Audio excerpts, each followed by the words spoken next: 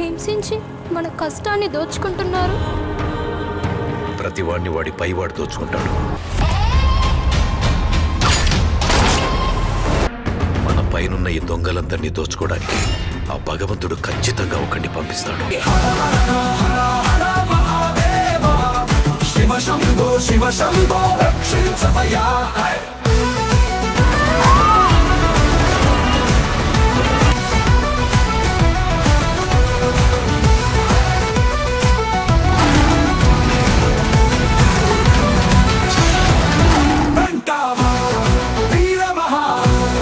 వీర మహర వీర Mallu ప్రజను శపితే